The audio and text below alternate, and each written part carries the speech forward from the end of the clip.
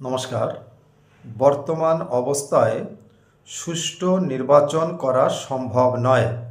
গতকাল জামাতে ইসলামের কেন্দ্রীয় কার্যালয়ে ত্রয়োদশ জাতীয় সংসদ নির্বাচনে জামাতে ইসলামের পরিচালনা কমিটি অর্থাৎ আগামী জাতীয় সংসদ নির্বাচন উপলক্ষে জামাতে ইসলামের যে পরিচালনা কমিটি রয়েছে অর্থাৎ নির্বাচনী পরিচালনা কমিটি, সেই কমিটি সহ জামাতের নেতৃবৃন্দ বৈঠক করেছিলেন।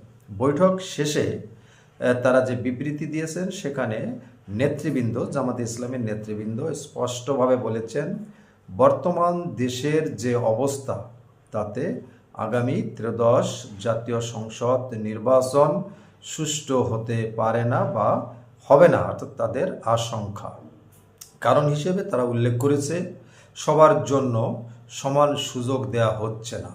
নির্বাচন কমিশনার বা সরকারের পক্ষ থেকে সব দলকে সমান সুযোগ দেয়া হচ্ছে না। লেভেল প্লেয়িং ফিল্ড যাকে বলা হয়, অর্থাৎ সবার জন্য সমান সুযোগ সুবিধা দেওয়া হচ্ছে না। কোনো কোনো দলের জন্য বেশি সুযোগ দেওয়া হচ্ছে এবং কোনো কোনো দলের জন্য কম সুযোগ দেওয়া হচ্ছে।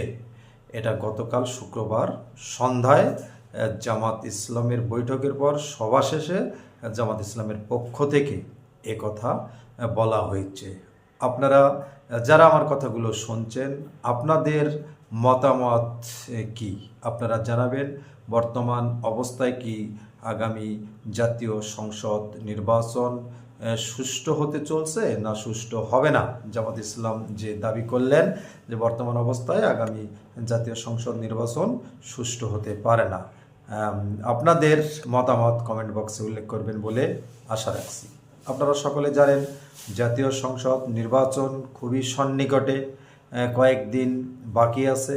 দেশের আইন শৃঙ্খলা পরিস্থিতি বর্তমান দেশের বাইরের দেশের সাথে আমাদের সম্পর্ক, বহির্বিশ্বের বর্তমান অবস্থা সব কিছু মিলে আমাদের নির্বাচন কেমন হতে যাচ্ছে, কেমন নির্বাচন হবে। আওয়ামী লীগ অংশগ্রহণ করতে পারছে না। সঠিক টাইমে যদি নির্বাচন হয়, এই নির্বাচনে কত সংখ্যক ভোট উপস্থিত হতে পারে, অর্থাৎ ভোটাররা তাদের মতামত প্রকাশ করতে পারে। সব কিছু মিলে আপনারা আপনাদের মতামত কমেন্ট বক্সে উল্লেখ করবেন বলে আশা রাখছি। সবাই ভালো থাকবেন। নমস্কার।